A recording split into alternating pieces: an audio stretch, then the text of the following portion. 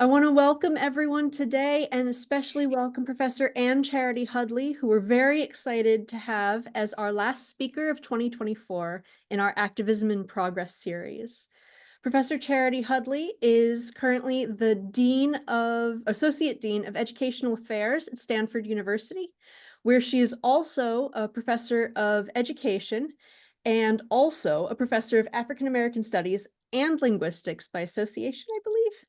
And you can read her full bio on her website, and I'll post a link to that in the chat, where she has done incredible work in the area of inclusion and decolonization, as you will hear about in this talk.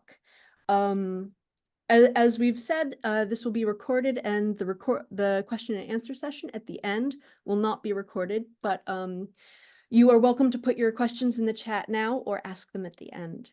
Thank you so much, and Professor Charity Hudley, take it away. Thank y'all. So it's such an honor to be in conversation with you all. I'm so looking forward to your feedback, ideas, ways that we can extend this ongoing work. So I put this picture here because it's an extension of the work in the volumes. This is an amazing group of scholars who are part of my National Science Foundation Build and Broaden grant. So the National Science Foundation of the United States funded us to continue doing this work, to build it out across scholarship. And so I just wanted to put this picture because it does not look like the linguistics that many of us entered when we started this work, but it's the linguistics that we've got now. And so the conversation that we're having today is so important as we think about the ways that we can keep inclusion and decolonization at the forefront of what we're doing, even though that there are people who, who disagree, who have great issue with what's going on, and as we think about the world's geopolitical situation as well. Christine Mallinson has been my co-author and friend and colleague now for the better part of 20 years. And we think about our own kind of situations as we entered linguistics, both as Southern women from the upper middle South of the United States, Virginia and North Carolina, thinking about the history of higher education and education that in the United States was so greatly informed by the Brown versus Board decision to legalize integration of schools, but that ongoing struggle to manifest that important legal decision. She and I are linguistics through and through. We are dedicated to the study of language, to the study of the sociology of language. And in 2020, once we had both kind of become full professors and we're looking at our careers, both from our research and teaching and mentorship, but also really starting our administrative careers, we got together to write this paper about racial justice and linguistics that appeared in Language, because we said, look, we can't be doing this amazing integration and inclusion work in other areas of our jobs, right, on our campuses, and not think about what's happening in linguistics. So the paper led to amazing responses. We set it up as a perspectives paper in Language, so we solicited responses. We got so many responses, Language couldn't publish them all. And that's how these new volumes got started, right? That there were so many people who said they had things that they wanted to share and do. And this is a picture of me giving a plenary address for the Linguistic Society of America. And so thinking about how this conversation now is going to the different societies. I've spoken with the Australian Linguistic Society, right? And these conversations I think are important to have at the society level as we think about what's going on in our own departments, programs, institutions, and kind of sub areas of linguistics. What we've really seen since 2020 is that linguistics is really changing. And what we've been contending since we wrote this work and on through the volumes into now is that the only way that linguistics will survive and be legitimate in the academy as we go forward is that we have to have a focus on inclusion and decolonization. So we don't just see this as a matter of justice, which we think is important. We don't just see this as a matter of liberation, which I've talked about quite extensively. I see this as a chance for linguistics to have intellectual survival in the academy. We cannot exist and persist as majority white departments and programs with majority white agendas across the world when linguistics lives because of the languages of people all around the globe. And so if we don't then have policies and procedures for teaching, for research, for service, for our community engagement that keep that legitimacy at the forefront, we are really going to be in a really detrimental situation and at the whim of people who have inherited power in linguistics due to their academic lineages. And this is really real for me and Christine because we do understand that we come from great academic lineages within linguistics, right? So I am a direct dissertation student of William LaBeouf, and Christine is a dissertation student of Walt Wolfram. And so it's not because we're outside of that power dynamic that we think this is so crucial. It's actually because we are inside the power dynamic and trying to make change within those realities. Christine and I are both at large, well-known Research One universities in the United States, right? In states that support higher education. And we want to make sure that the conversation doesn't end in our spaces and institutions. What we also contend is that scholars from historically marginalized groups cannot operate and be full scholars and be fully kind of who they need to be in this current linguistics model. There's just too much risk involved. By risk, I really mean, can I look at an undergraduate student and say to them, get a PhD in linguistics, I see a good pathway for you to be a professor in a PhD granting department of linguistics.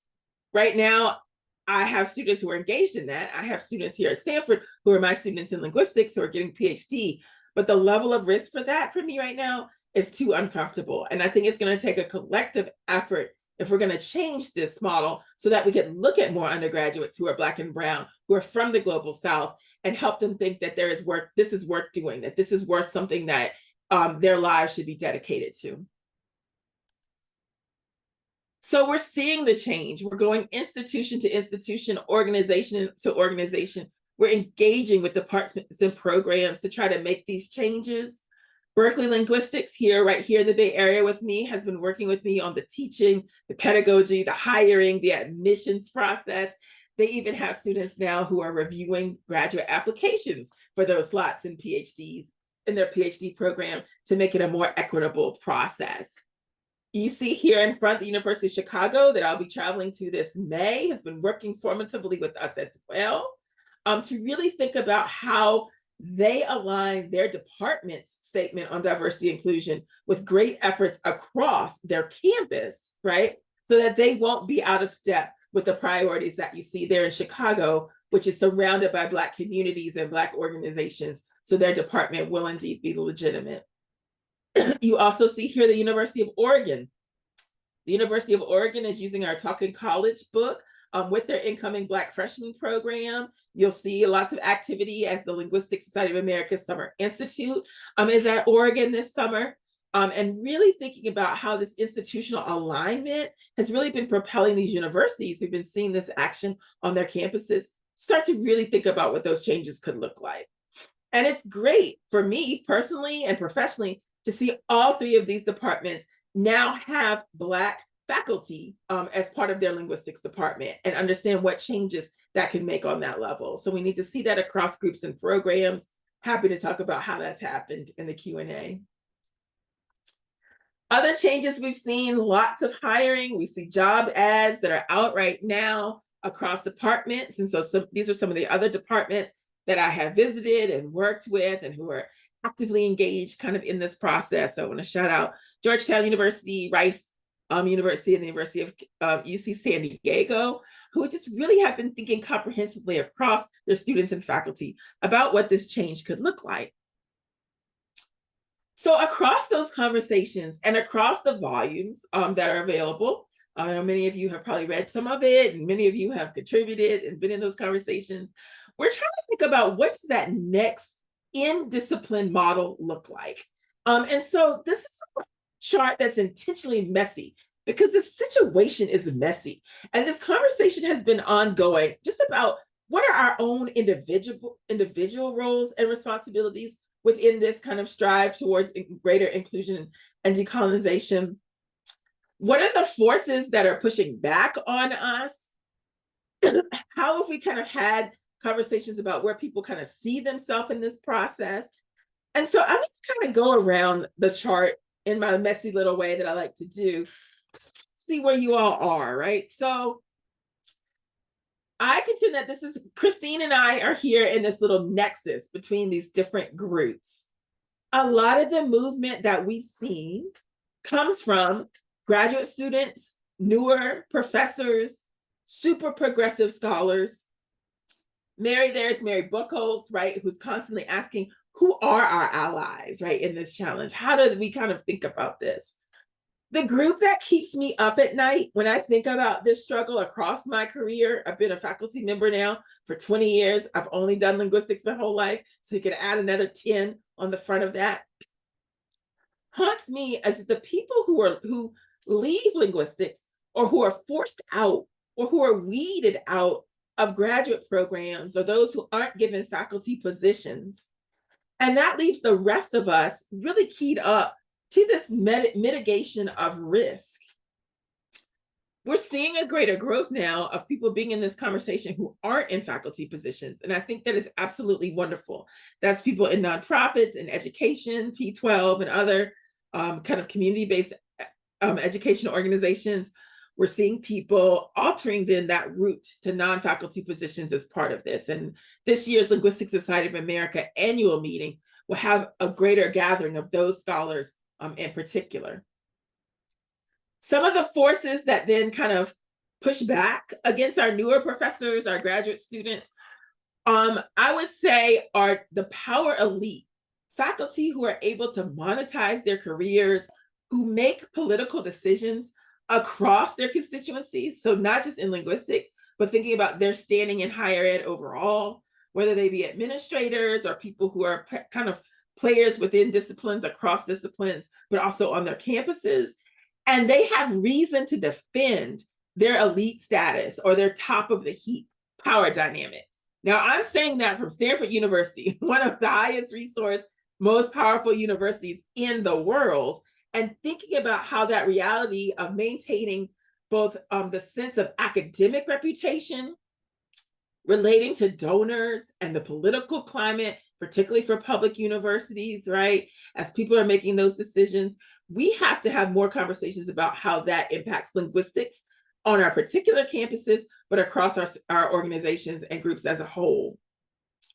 This is really important because the power elite is actually quite small, but what is much larger are vulnerable faculty. These are vulnerable faculty who are pre-tenure, or people who've already felt like they've had issues in their reviews. Maybe they've had to switch institutions for reasons that were not necessarily all the way up to them. And my argument here is that issues can always be found with their CVs. Someone will always say something is amiss with our academic records, right? Maybe it's our teaching evaluations, or maybe it's our publication rate or the rate of citation, right? And so we have to think about these ways in which people who are trying to do this work are vulnerable or made vulnerable, right, by their actions. And so as part of this, I really think about how discrimination and inappropriate behavior is even handled. And so we think about not just people who are actively trying to damage inclusion and decolonization in linguistics, but we think about people who are just being what we think about in critical race theory terms, willfully ignorant, who are ignoring the situation. These are the groups that I think cause us the most challenge and really need us to think mostly about, like, what are we going to do about those groups? And so what I argue is in linguistics, because there's been a scarcity of resources, or at least the appearance of a scarcity of resources, because there's been a scarcity kind of discourse, at least for the time that I've been a faculty member, we have a lot of faculty who are just saying, oh, look, I'm happy to do what I do. I'm happy to get a job. I know how hard the job market is. I'm just going to be over here minding my business. And a lot of those scholars also are really vested in thinking that they're smart, right? That the things that they're interested in are worth doing. And so if they stay out of the fray of a lot of this work, it'll probably be better for them in the short and long term. My students, the majority of whom are Black and Brown scholars, undergraduates, graduate students, and on into the faculty, also really caution that we have to be careful as we do this great inclusion and decolonization work, that we will then start to create a group of scholars who may start to co-opt or misrepresent this work, but from the in-group. And so I am particularly cautious of that, right, as we think about this dynamic of people who are both in the power elite, but also people who are just happy to be here. I think that the conversation that we're seeing, especially as I travel around in person and in Zoom, talking about the volumes and talking about the future work, is that we have to talk more about power and finances. And so I really want to emphasize some of the work in the volumes that starts that conversation. But I do really think that's where the volumes have left us, really thinking about what are the finances of linguistics on the campus level, on the individual level, but also on the organizational level. Okay. And so this is kind of how we think about this, right? Framing that out so that we can put ourselves in a position to break these constrictive norms. And so we have to think about how prestige is constructed and who's controlling prestige, who both gets it and who both gives it to other people. We want to think about how individuals seek economic gain through their linguistic work and the economics of linguists and linguistics. And then we have to grapple with questions of intellectual interest, right? And this type of norm-breaking work that hits these big taboos really require the efforts of the discipline as a whole across the world. And so these are the themes that start in this volume, but can only be done in the conversations like the ones we're having today. So we think about the approaches, about how we're interrogating who's carrying out the research, what is linguistics, that'll always be a prescient question for us, and who's benefiting from the research and who is it impacting, right? And so that's the framework that we gave to each of the authors as we were helping them create these wonderful chapters. If you need a short version, Oxford University Press had us just do a blog about why we did this. And so if you're in a department or program where you're continuing on this conversation, or you're introducing this concept to new scholars, I talk about this a lot with my amazing undergrads here. This is just the version that I think can help just give you the long and short of it. Why does this matter? This conversation for me started when I was a pre-doctoral fellow at Dartmouth College. And I had the great fortune from then, that was back in 2003, until today, to be mentored quite personally by Craig Stephen Wilder, who's the chair of history at MIT, Massachusetts Institute of Technology. His book, Ebony and Ivy, Race, Slavery, and the Troubled History of American Universities, is a must read to understand why this is not just an ancillary conversation to what's going on in higher education, but to understand that the wealth that built these universities was built quite literally on the back of enslaved people. And so if you haven't read Ebony and Ivy and you're kind of engaging in this work, I really want you to encourage you to read it, because it gives you that historical context that allows us to say, no, this is not just something extra. We're not new to these universities. We built these universities, built by brick. Our sense of justice, our sense of reparation is quite disrupted, right, in the history of how these universities came to be. And so that's why decolonization for me within this context of kind of thinking about what made this all possible is really important. And these colonial roots of linguistics have really been established and interrogated, right, since the time that Craig Wilder wrote that book.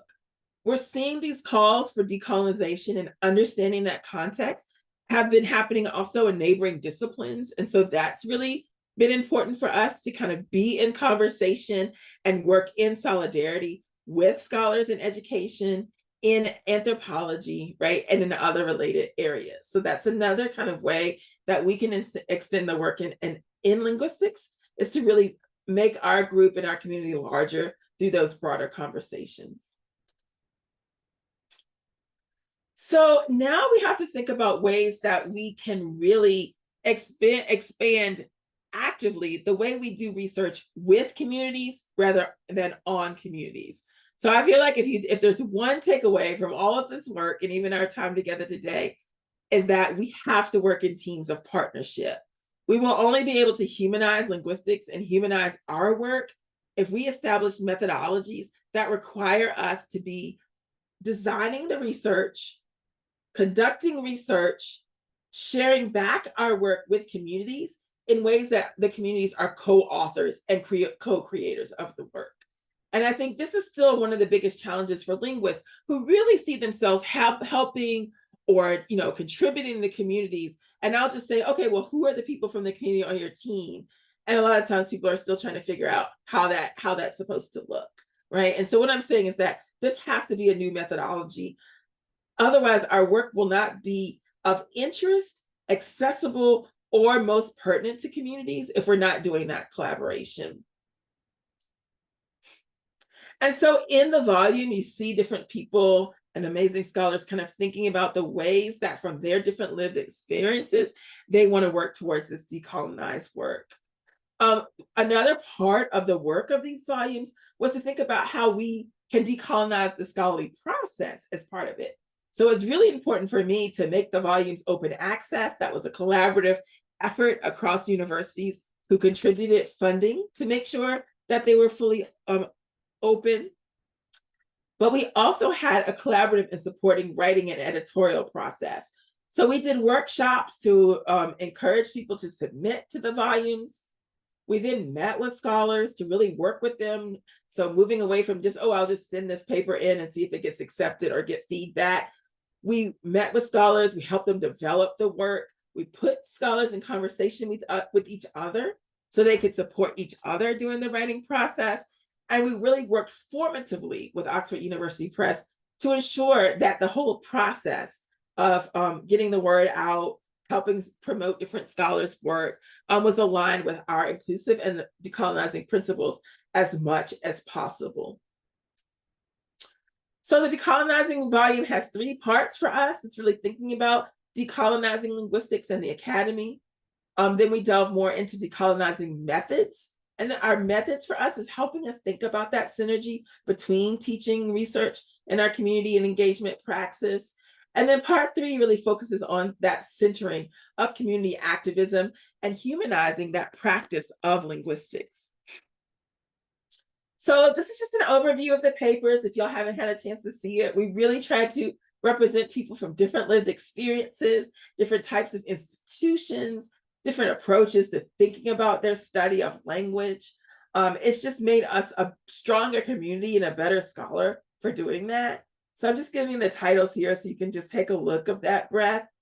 And then what I thought I would do today, once you kind of just get an overview here, is just think about some of the papers that come from a European lens or the Commonwealth lens. I thought that'd be pertinent, right? For you all's particular interests. But you can see here that the range is quite broad. And that really did take us doing that recruiting, that engaging, doing rounds of talks to encourage people to be part of this conversation. So here are 3 that I just want to center in on for a moment. And at the Q&A, I'm happy to talk about any or all of the papers. But just thinking about the ways that a view from the Caribbean can inform what's going on in you all's conversations and group is important. Ben Brathwaite and Christian Ali wrote an amazing paper just thinking about the geography of linguistics in the Caribbean and the ways that Caribbean linguistics are aligned with a Commonwealth linguistics or global linguistics, but also aligned with the global South. Kamran Khan talks a lot about being a linguist of color from a Muslim background in European linguistics. So I think for you all as a group, this is just a critical paper that kind of traces his own experiences and thinking about the interplay between linguistics and applied linguistics in particular.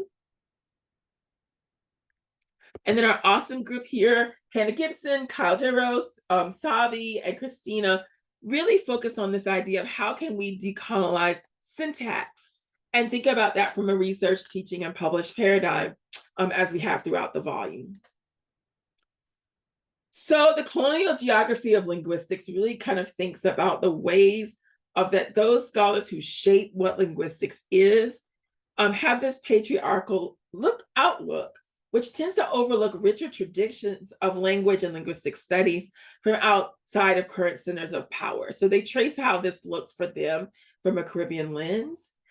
They give really specific guidelines and suggestions of thinking about how we can value those scholars who are in place in the Caribbean and work on partnerships and understanding their commitment to liberation that informs their work from the beginning to kind of advance a more decolonized linguistics. So that's one paper that kind of comes really specifically at this idea of liberation at the core. In unpacking experiences of racism in European applied linguistics, it really bravely goes into thinking about the aggressions that he has experienced as a linguist within broader colonial and racial histories in Europe. Gives a good lens on how that white supremacy that he's experienced has really looked for him, and gives practical insights on how to create more justice around linguistics in Europe, kind of broadly defined. Cameron and I have been in a lot of conversations about this too. And I think the community that we created as part of doing this work is something that really mitigates the solo status and the isolation that he describes in the paper. And then towards the decolonial syntax, really takes on this idea of syntax being, right, the kind of the historical backbone, but also the thing that has been isolating for many scholars. And they show how a lot of the more innovative syntax is built on African and other languages, right? They focus in on Bantu in particular in this paper, but show the lack of African scholars doing the work. And so we go right back to this practical step of who are you co-authoring with, who are you mentoring as students, has to be at the center of this, or other we're just not going to get anywhere in terms of actual progress. Okay. I also want to bring up, as we think about, the inclusion volume, there's a lot in both volumes, but I think here, just really thinking about where we are in a social context. So as we were writing this in isolation in a sense because of COVID-19. We were trying to make sense of our own lives, whether they were going to be cut short by the virus, what was going to happen, right, as we go forward. The uncertainty, I think you can feel on the pages. It was also the time of protest, and we were in the United States. The theme of enough of it, what is enough, was really at the front of the Black Lives Matter movement. And so I think as we go through that, I just wanted to mention that the context that we find ourselves in, I really argue that we as linguists and we as scholars were writing for our own survival, just as much as we were writing for the survival of the study of language or anything else.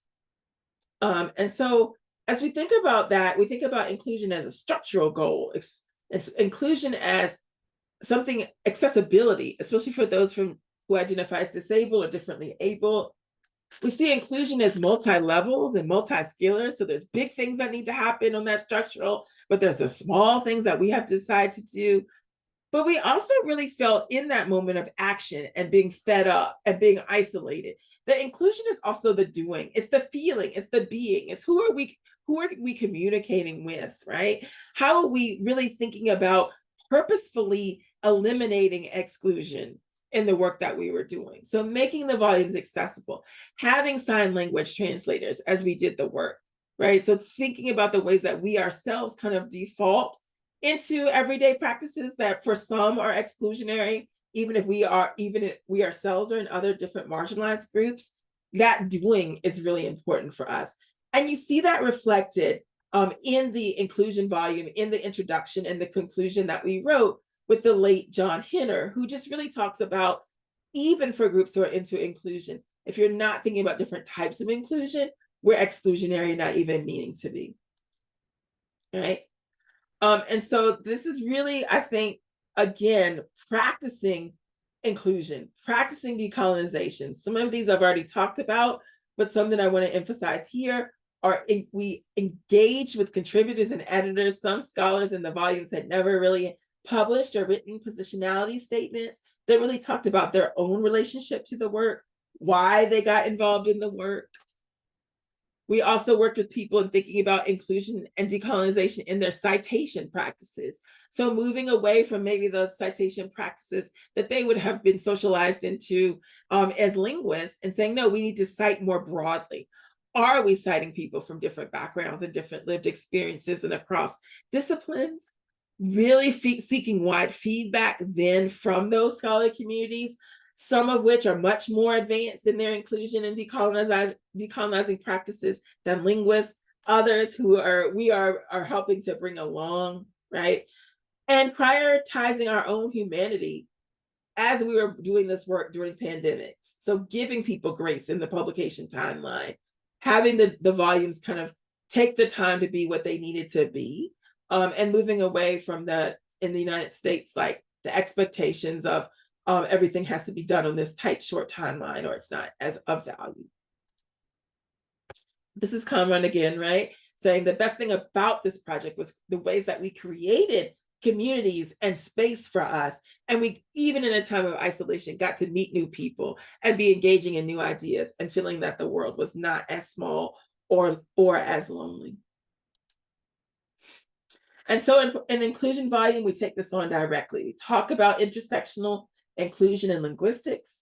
We talk about disciplinary and institutional pathways.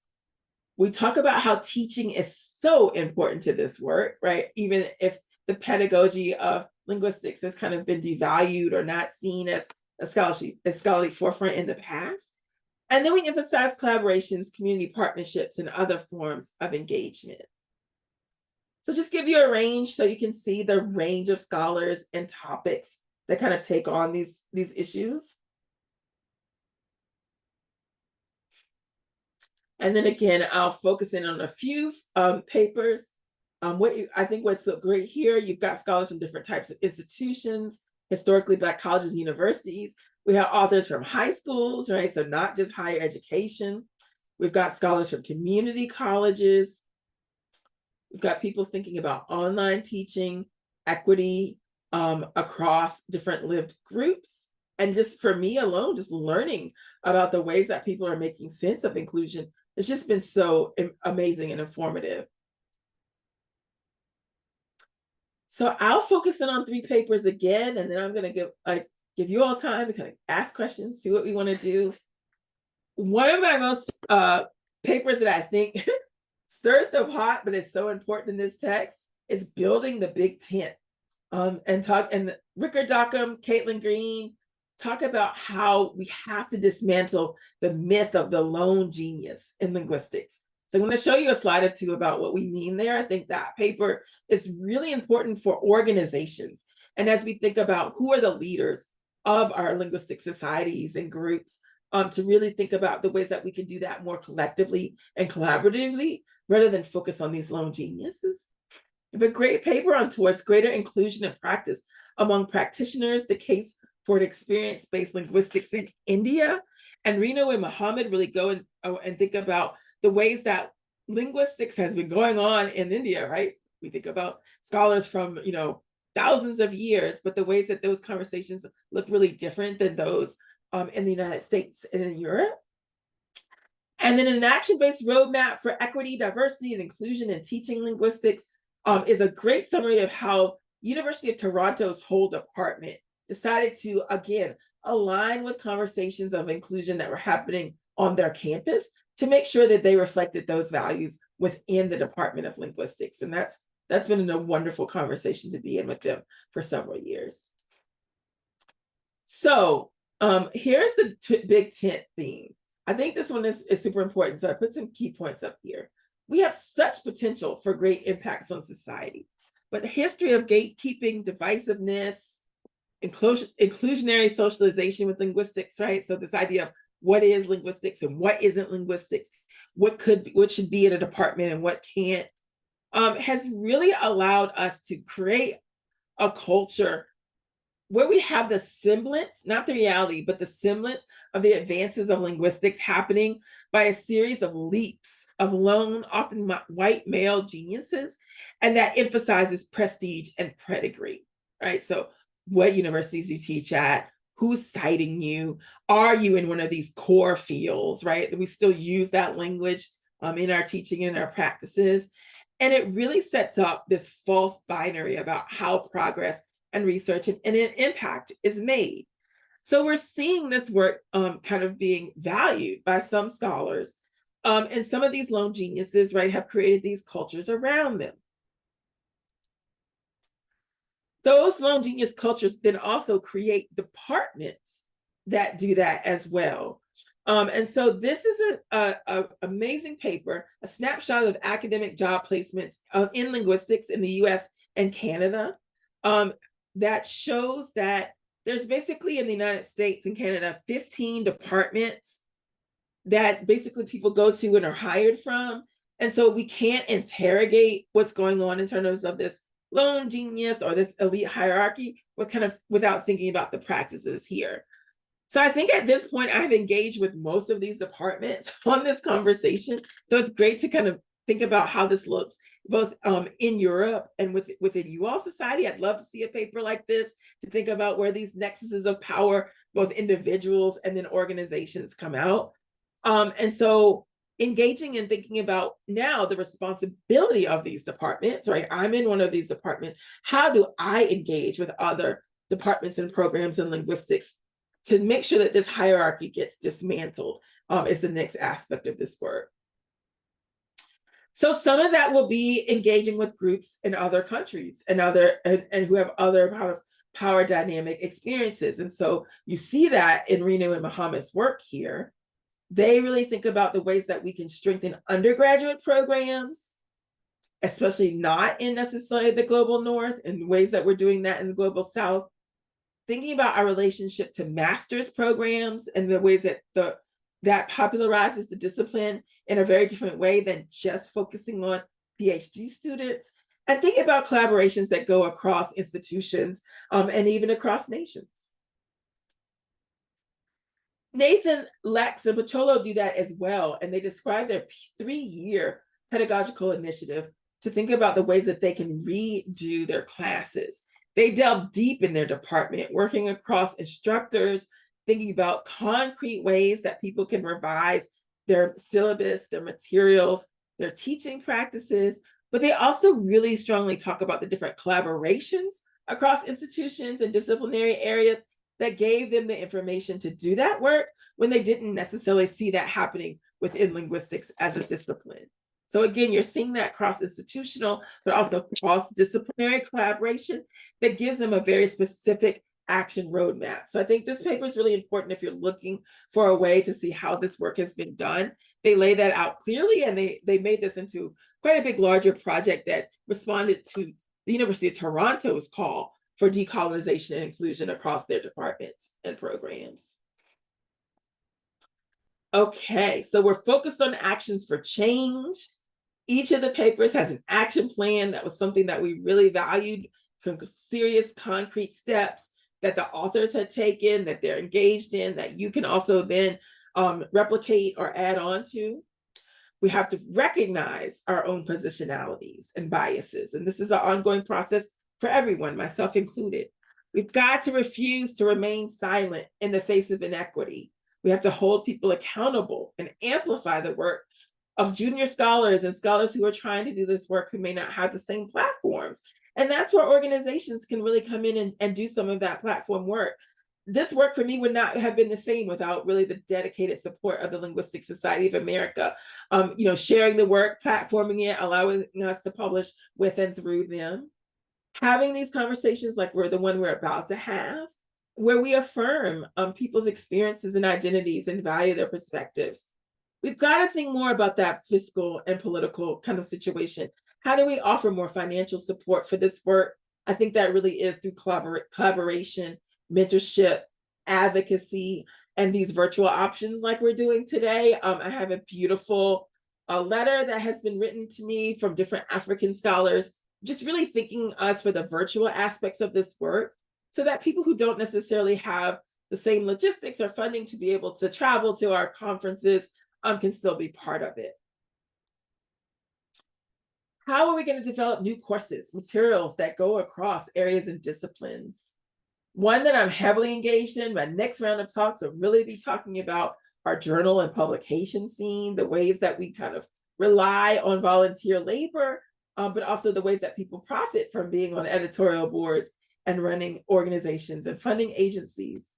We want to decolonize prestige models. I've talked about that today. Partner with schools and communities to make language study more widely available. And coming back to, again, who is this work benefiting and how? So linguists like us who we've built our careers on people's language, we have to use our power and professional stature then to advance inclusion and justice. So I want to hear more in this Q&A about what your action plans for inclusion and research look like. How are you all taking steps to promote a more inclusive linguistics? Who are you all working with to be engaged in this work? And I really see this as real, right? Language is by everyone and for everyone. And our study of language should be, and I think in our conversation can be the same. And so hearing about your action plans, not just today, but as you go forward, that has just been keeping me going since these volumes have come out. How will you take the work forward? As I've been saying, what chapter will you write? And some scholars have been writing chapters. So I feel like there are going to probably be some more volumes as we gather up that work. These are just some of the references that have influenced us, right? The references for the chapters, but also some other work across areas. We are greatly relying on thinking about the actions in anthropology and the Native American studies and linguistics, thinking about language in the higher education in the global South. And just thinking all of you all who have been teaching the volumes, who contributed to the volumes, and the finances that made this work, especially from the National Science Foundation, UMBC, University of Maryland, Baltimore County, and Stanford University for their ongoing support of this work. All right, so I'll stop sharing here and kind of see where we are. Happy to field questions, or Lauren and Karen, if you all want to help facilitate that, I'm happy for that as well. Thank y'all. Well, thank you so much. I'm going to stop the recording here, and then I'm happy to have you field your own questions. Sure.